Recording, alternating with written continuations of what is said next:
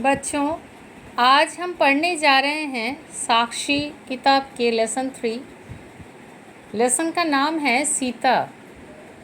सीता नाम से तो आप परिचित होंगे ही। सीता का नाम हमने रामायण में सुना है। राम की पत्नी का नाम सीता थी।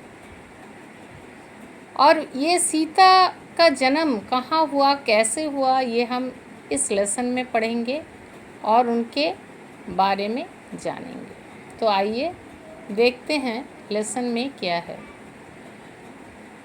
इस लेसन में कहा गया है कि राजा जनक, हम जानते हैं कि सीता का पिता का नाम जनक था। तो देखिए क्या है, राजा जनक का कोई संतान ही नहीं था और वो प्रजा को ही अपना संतान मानते थे। एक बार उनके राज्य में पानी नहीं बरसा और सर्वत्र सूखा पड़ गया। लोग भूखा मरने लगे। चारों तरफ त्राही त्राही मच गई और ये समाधान खोजने के लिए राजा ने शास्त्रों और ज्ञात विद्वानों पंडितों को बुलवाया और सबने विचार किया और सलाह दी कि राजा अगर सोने का हल खेत में चलाए तो पानी बरस सकता है। तो पानी बरसने के हेतु राजा और रानी दोनों ने खेत में हल चलाए। जब राजा और रानी खेत में हल चला रहे थे तो उनका जो हल का फाल था वह किसी वस्तु में टकरा गया।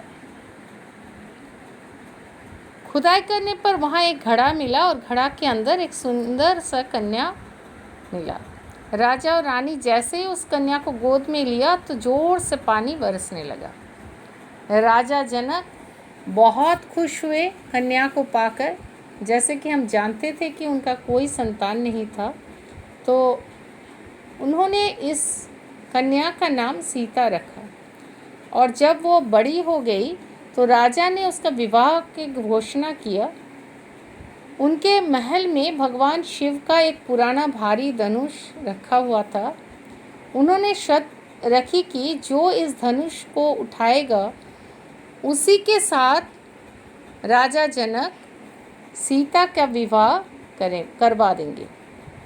अनेक देशों के राजा आए पर बारी बारी से सभी प्रयास किए पर कोई धनुष को उठा नहीं पाया।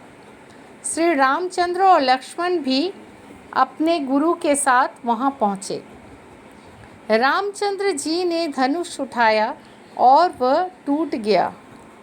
इस प्रकार सीता जी का विवाह रामचंद्र जी के साथ हो गए। तो ये थी कहानी सीता की। इसमें शब्दार्थ भी है, देखिए बच्चों। तो ये शब्दार्थ आप याद करेंगे और क्वेश्चन जो हम देंगे वो पढ़ लेंगे। धन्यवाद।